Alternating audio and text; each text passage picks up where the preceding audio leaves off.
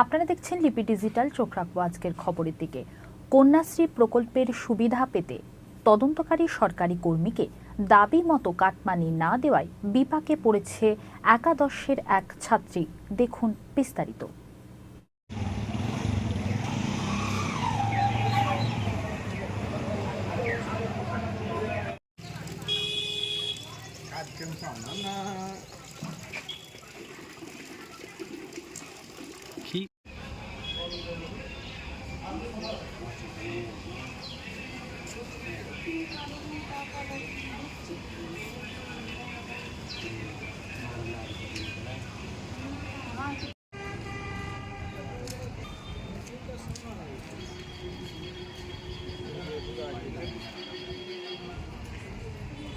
মূলত আমি বিষয়টা জানি, আমার অবগত আছে বিষয়টা।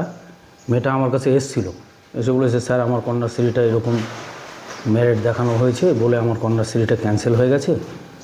তারপরে আমি বললাম যে তুমি তাহলে ক্যান্সেল এটা করার অথরিটি তো আমরা নই, আমাদের মানে প্রতিষ্ঠান থেকে কোনো আছে নাকি? বলছে না স্যার আপনাদের প্রতিষ্ঠান থেকে কিছু নেই, আপনারা আমি তো সরজমিনে তদন্ত করে দেখলাম যে আমরা ভেরিফাই করে দিয়েছি।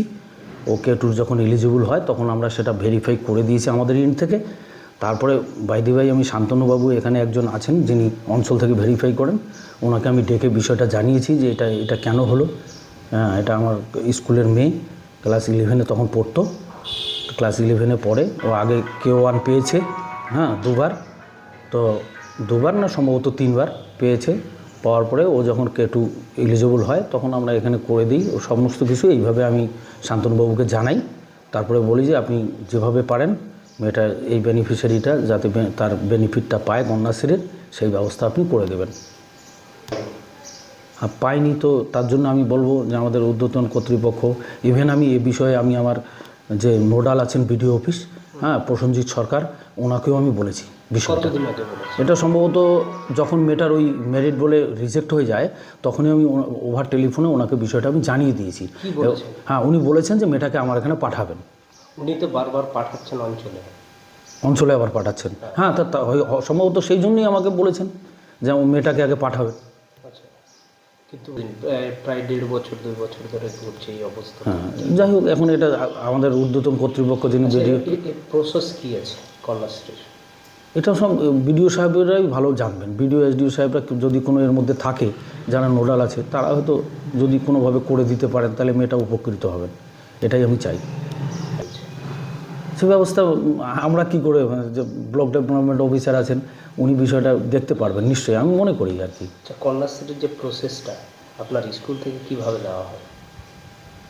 কন্যাশ্রী প্রসেস হচ্ছে প্রথমত যখন ক্লাস 8-এ তার বয়স 13 বছর হবে তখন সে হচ্ছে এলিজিবল, তখন তাকে K1 ফর্ম দেওয়া হয়।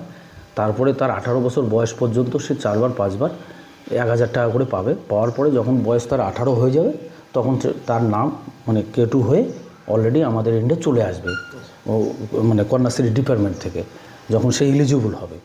তারপর তার K2 ফর্ম আমরা এখান থেকে তার যাবতীয় যা তথ্য লাগে সেটা তার কাছে আমরা তখন নোটিশ করি যে এই মেয়েগুলো K2 এলিজিবল।